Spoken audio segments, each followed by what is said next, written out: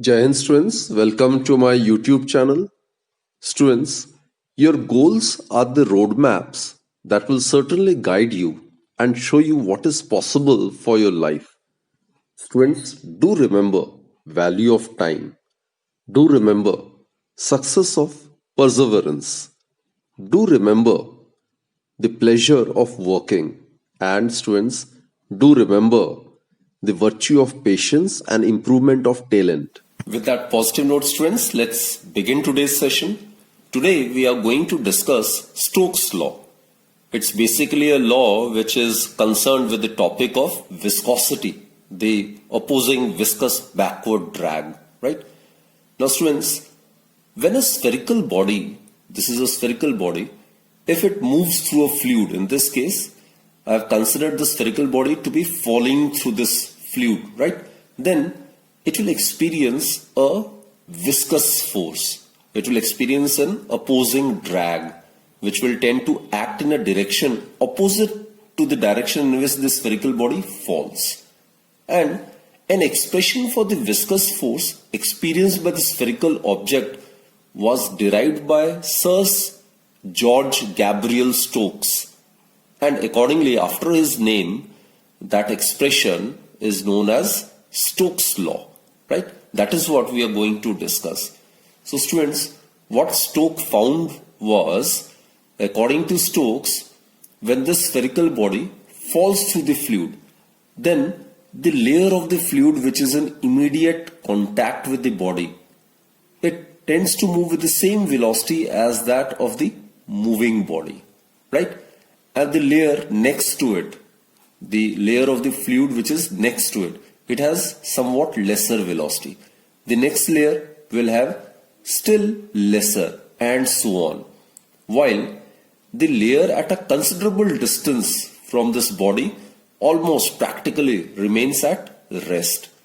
So as a result, what I mean to say is that a relative motion is established between the different layers of the fluid, right? The fluid layer which is in immediate contact with this falling body will possess maximum velocity. It will possess almost the same velocity as that of the falling body.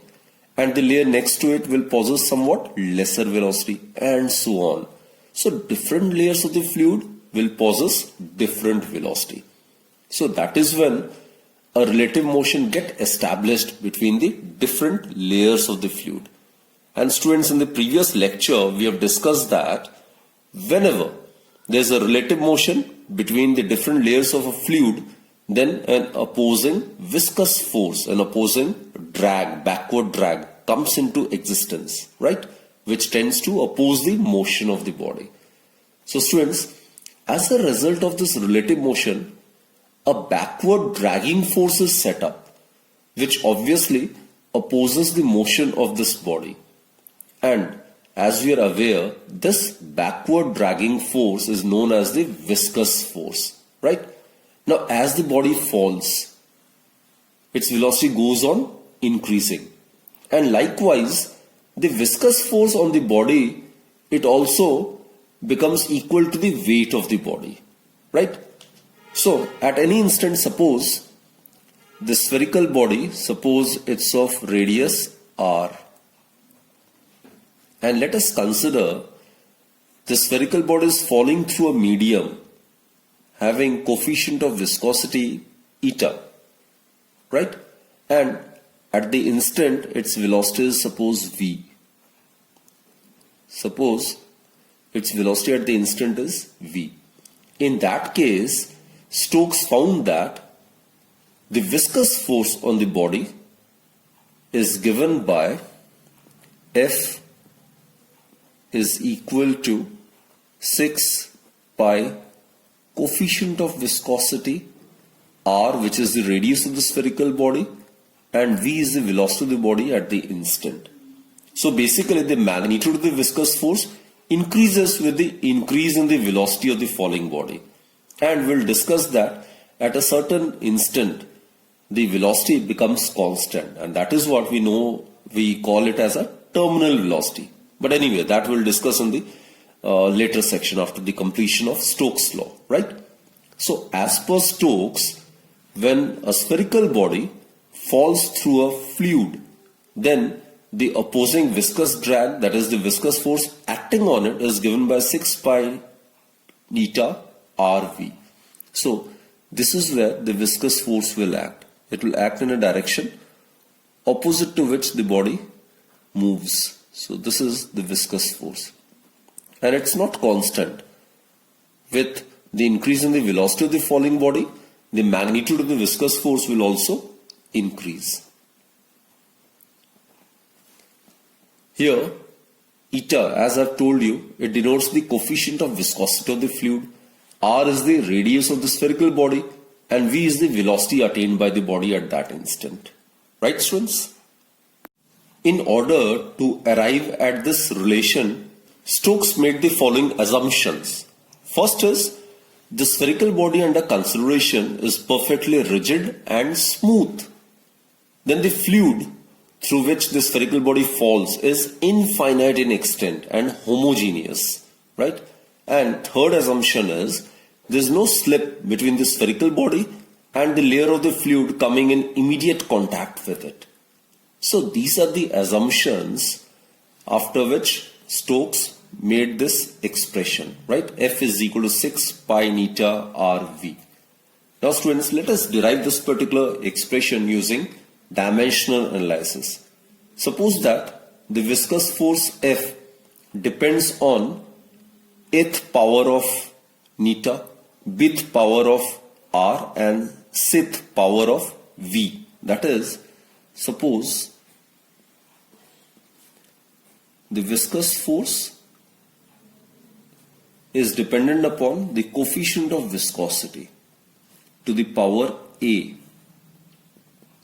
Then the viscous force is dependent upon the radius of the spherical body, suppose R to the power B, and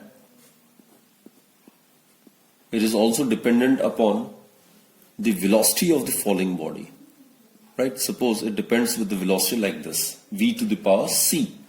So combining all the three, what we get is F is proportional to eta A, R to the power B, V to the power C. Now students, let's substitute the dimensions of these physical quantities. We are aware of the dimensional formula for force. It is kg meter per second square, that is Newton. So dimensional formula would be mLT to the power minus 2, right? Then coefficient of viscosity, its dimensional formula is ml minus 1, T minus 1, right? Then radius, its dimensional formula is L, and then velocity, it's meter per second, so it will be LT to the power minus 1. So let's substitute these dimensional formula over here. So what we get is mLT to the power minus 2 is equal to K. K is any constant of proportionality, right? It is a dimensionless constant, obviously. And eta, it is mL to the power minus 1, T to the power minus 1 to the power A, R, it is L to the power B, and LT to the power minus 1 to the power C. So students, it can also be written like this. M to the power A, L to the power minus A plus B and plus C, and T to the power minus A minus C.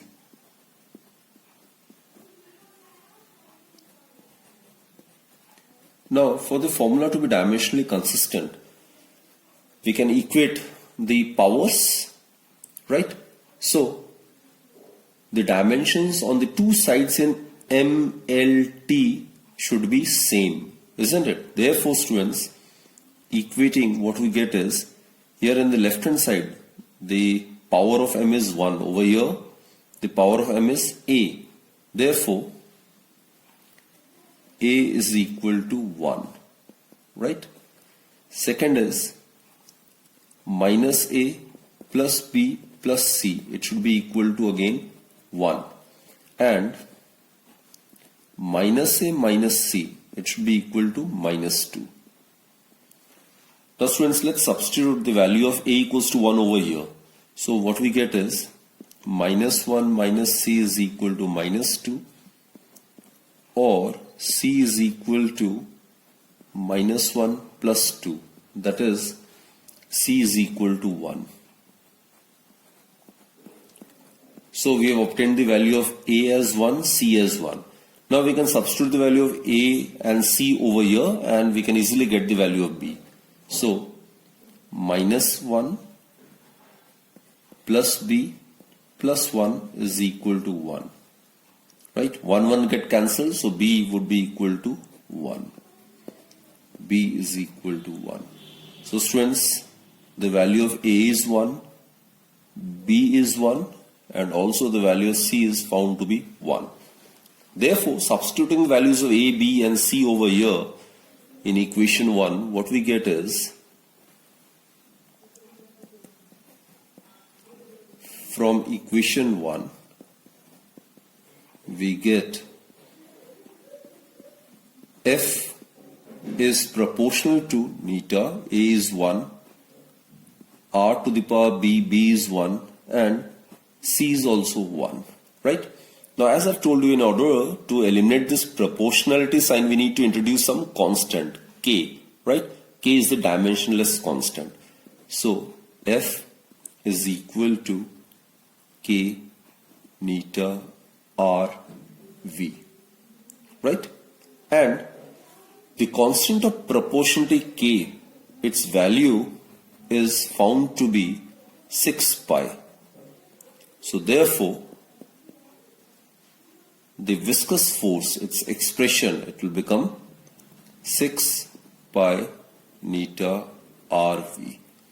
So this is the expression for the viscous force which comes into existence when a spherical body falls through a fluid, and it comes into existence due to the relative motion between the different layers of the fluid.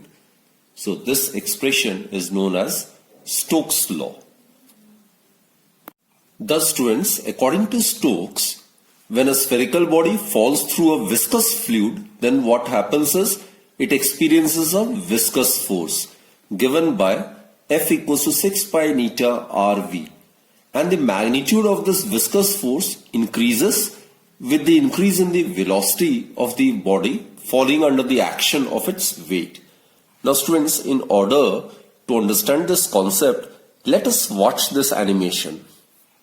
When a spherical body falls through a viscous medium, the body generates a relative motion between different layers of the fluid. And as a result of this relative motion, a backward dragging force is produced in upward direction, which opposes the motion of the body. Let us consider a small spherical body to be dropped from the top of a building. The backward dragging force increases with the increase in the velocity of the moving body. And finally, if the body is small, the backward dragging force immediately balances the driving force, and the body starts falling with a constant velocity known as terminal velocity. In order to understand terminal velocity, let us consider a spherical body, suppose of mass m and say radius r, and it is falling through a viscous medium, right? And we have considered rho be the density of material of the body and sigma be the density of this viscous medium. Also let students neta be the coefficient of viscosity of this viscous medium through which the spherical body falls, right? Now as the body falls, it is acted upon by three forces. Yes, it is acted upon by three forces. First is, students, the weight of the body. Now we are aware the weight of a body, it always acts in the vertically downward direction towards the center of the earth. So this is weight of the body, which is equal to the product of mass of the body and the acceleration due to gravity. So the first force which is acting upon this falling spherical body is the weight of the body, and weight of the body is given by W is equal to m into g. Now students, mass, it's volume multiplied by density, and volume of a spherical body is 4 by 3 pi r cube, and density of the material of the body is considered to be rho. So this is volume multiplied by, this is the volume multiplied by density, that will give us mass, multiplied by g, that will give us the weight, right? So put this as equation number 1. This is the force, which is the weight which acts on the body in the downward direction along the radius towards the center of the earth, right? Now, second force, students. Now we are aware whenever a body is immersed in a fluid, then the fluid exerts upon the body a net upward force, which is known as upthrust, isn't it? So it will be acted upon by upthrust. It is the force exerted by the fluid on the body in the upward direction. Let's represent upthrust by capital letter U. So the second force experienced by this falling body is upthrust, which is equal to the weight of the fluid displaced. Weight of the fluid displaced by the body.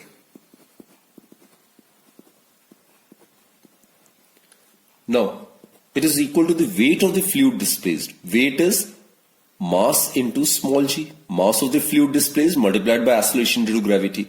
Mass of the fluid displaced would be volume of the fluid displaced.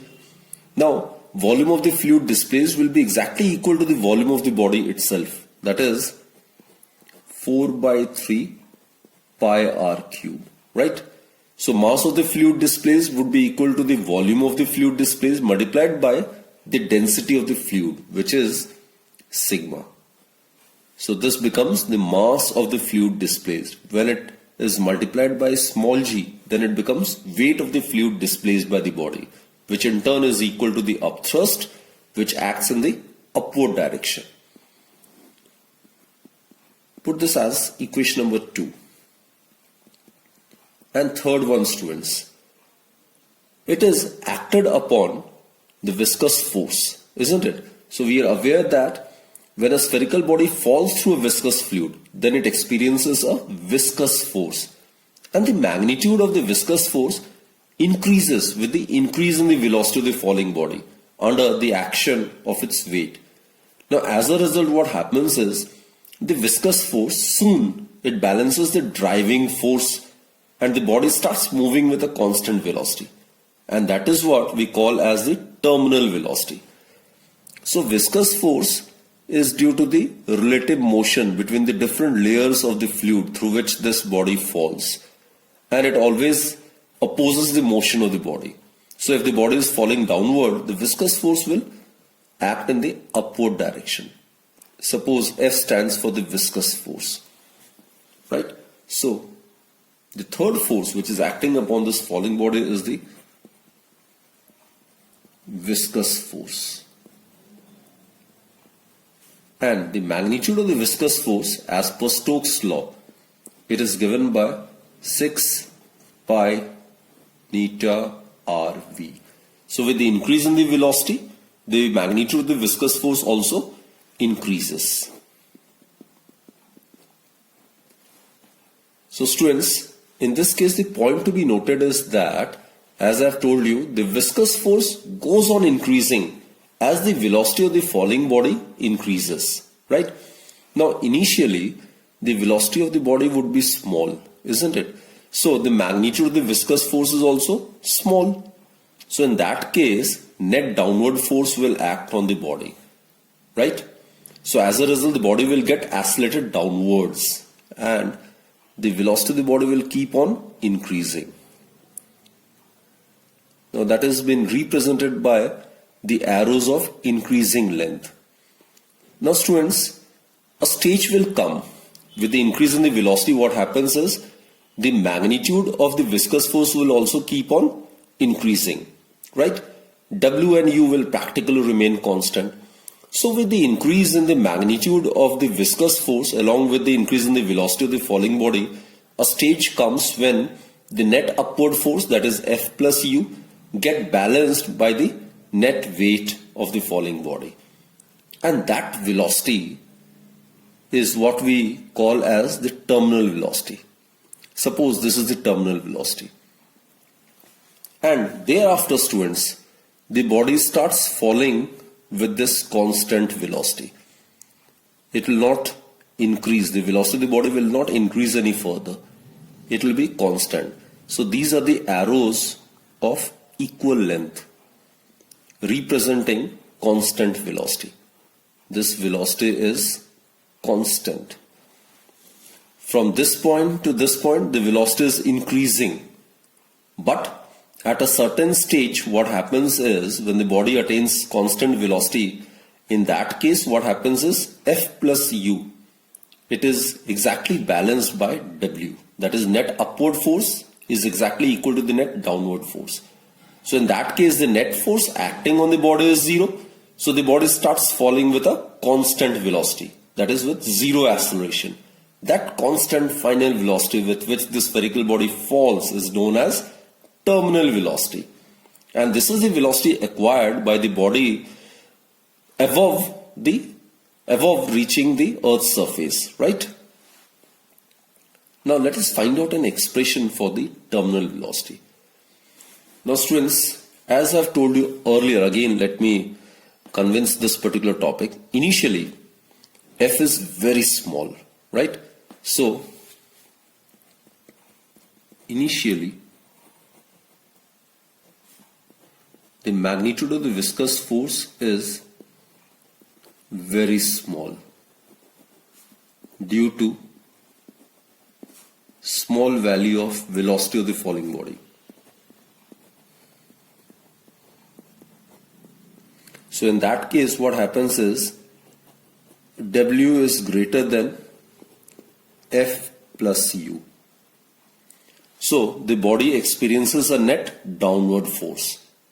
So since it experiences a net downward force, so the body will get accelerated downwards.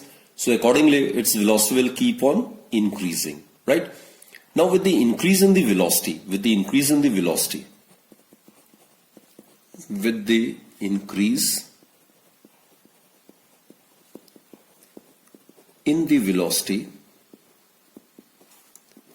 F, the magnitude of the viscous force, also increases, right?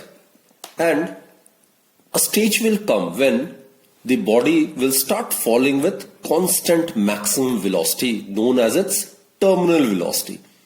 So basically, students, what happens is a stage comes when the weight of the body, the net downward force becomes just equal to the sum of the upthrust and the viscous force. So a stage comes when the weight of the body, that is W, it becomes just equal to the sum of the upthrust and the viscous force, right? So at this instant, the net force acting on the falling body is zero. Therefore, at that stage, the body attains a constant maximum velocity, which is known as terminal velocity. So at this juncture, the viscous force is given by 6 pi neta r Vt. Vt stands for the terminal velocity. It's the constant maximum velocity attained by this falling body, right? So let's substitute these values over here and we can easily get the expression for the terminal velocity. So students, in equilibrium,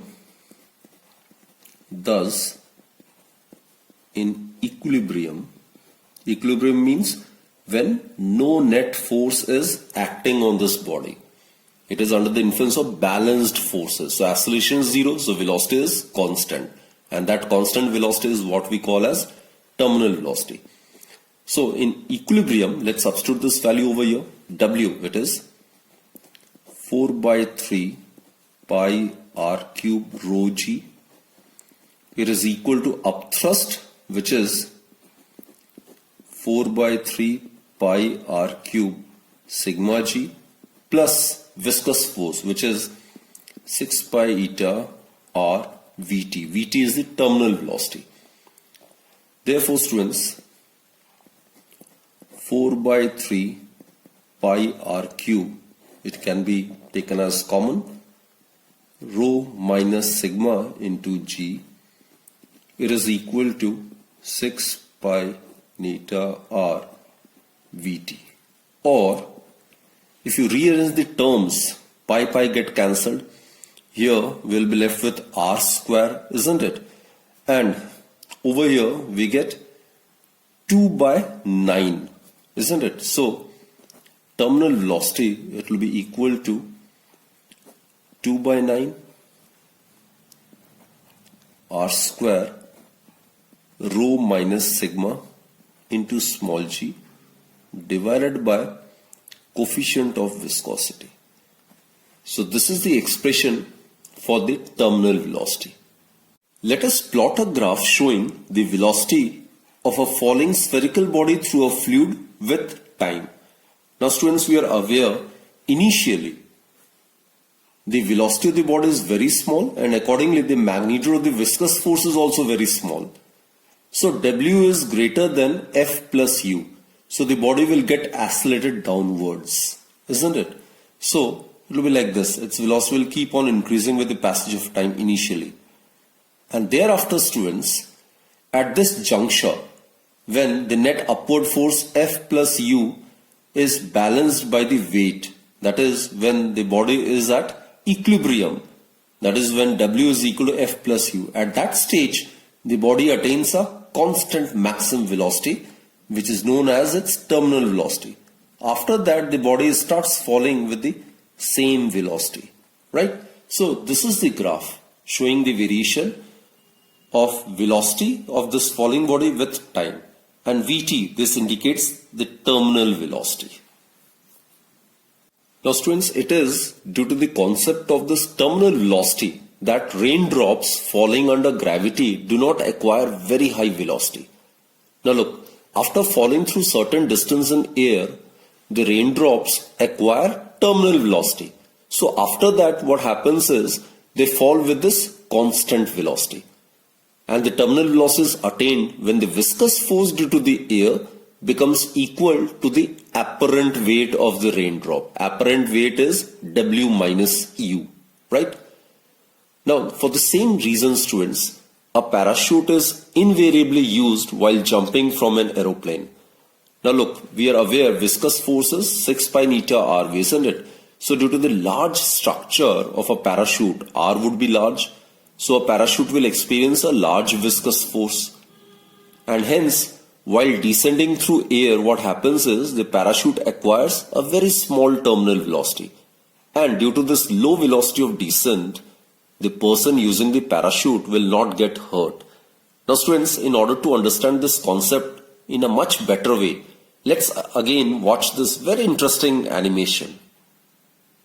When a skydiver makes a free fall, then due to the relative motion between the different layers of the air, a backward dragging force comes into existence, which balances the driving force, and the body starts falling with a constant velocity. A parachute experiences a large viscous force due to its huge structure. Hence, it descends through the air with a very small velocity, and the person does not get hurt. Now let us discuss this result which we have obtained for terminal velocity, right? Now students, look, if in case the density of the medium through which the spherical body falls is very small, let's take the example of a body which is falling through air. Now the density of the air is very, very small when compared to the density of the material of the spherical body, isn't it? So in that case, sigma may be avoided. So in case the density of the medium through which the spherical body falls is very small. So in case sigma is very, very small. So in that case, rho minus sigma can be written as rho only.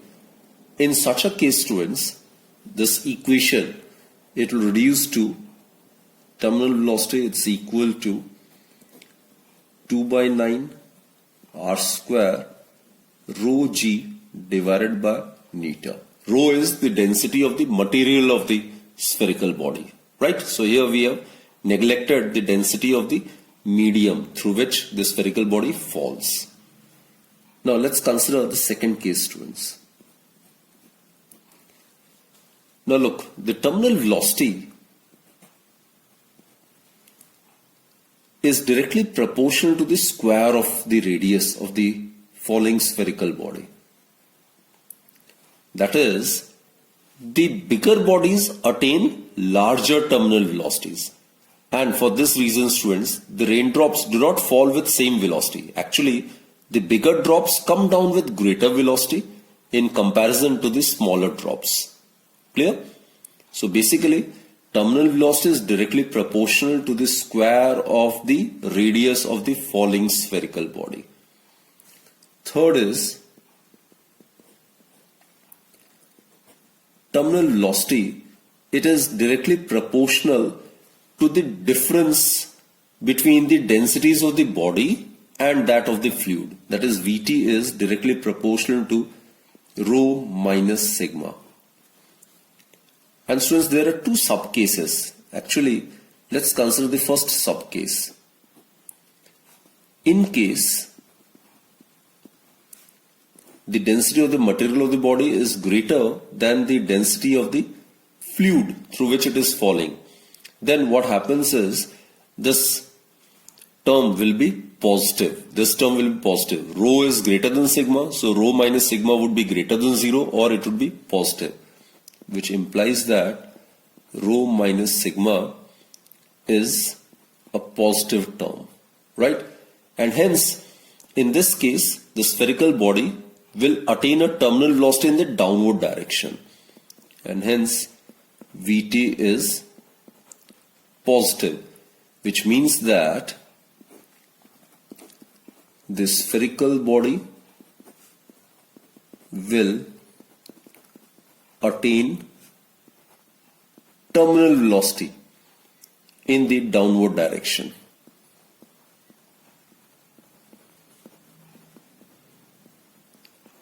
Like raindrop falling through air, it obviously comes down. Raindrop comes down, right? Now, in case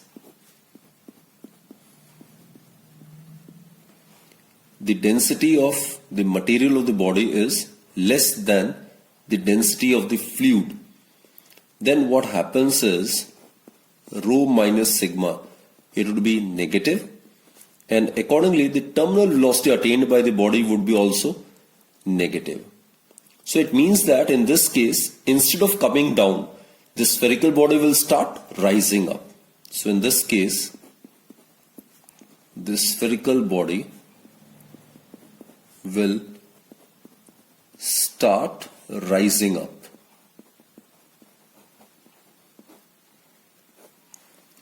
And students, it is for this reason that air bubble in a liquid and clouds in sky are seen to move in the upward direction. It is because of this reason.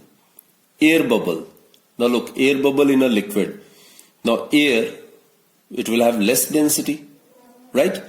That is, air bubble will act as the spherical body, so its density would be less than that of the density of the liquid. So in that case, the terminal velocity attained by an air bubble in a liquid would be negative, which means that it will start rising in the upward direction.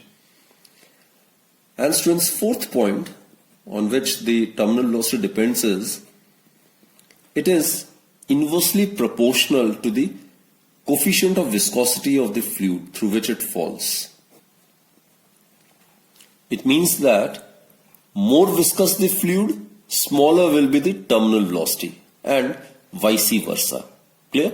So these are the factors on which the terminal velocity of a falling spherical body through a fluid depends. Let us try to do this numerical, which is based on terminal velocity, right? So 8 raindrops, as per the question, 8 raindrops of radius 1 millimeter each falling downwards with a terminal velocity of 5 centimeter per second coalesce together to form, combine together to form a bigger drop. We are supposed to find out the terminal velocity of the bigger drop, right? So we need to consider all the other factors remaining constant, and we know that the terminal velocity is directly proportional to the square of the radius of the falling spherical body. So this is the formula which is to be used right over here. Now students, here it's given 8 raindrops, identical raindrops, say each of radius smaller, like these are the raindrops, 8 raindrops, all are identical. 8 such drops, they combine together to form a big drop. Suppose it's of radius capital R. These are 8 in number, right? These are 8 identical small drops. All are identical. They all combine together to form a larger and bigger drop. Now students, over here what happens is the volume of 8 small drops, it must be equal to the volume of one bigger drop, right? That is, let's find out the relationship between small r and capital R. So what we get is 4 by 3 pi r cube. That's the volume of the big drop so formed. It should be naturally equal to 8 times the volume of each small drop. That is, for a sphere the volume is 4 by 3 pi r cube. So small r is the radius of the smaller drop. So what we get is 4 by 3 pi get cancelled. So we get r cube is equal to 8 times small r cube, which implies that the radius of the bigger drop so formed, it would be equal to 8 to the power 1 by 3 r cube to the power 1 by 3. So that will give us the cube root of 8 is 2, and r cube to the power 1 by 3 will be left with r. So actually the radius of the big drop will be twice the radius of the smaller drop. Now students, we know that other factors remaining constant, the terminal velocity is directly proportional to the square of the radius of the spherical body, right? So the terminal velocity of the bigger drop divided by the terminal velocity of each of the small drop, it will be equal to capital R square divided by small r square. And students, here we have proved that capital R is equal to twice into small r. So it is equal to 4. That is, the terminal velocity of the bigger drop is equal to 4 times the terminal velocity of the smaller drop. Now in the question it's given that the velocity of each of the small drop is 5 centimeter per second.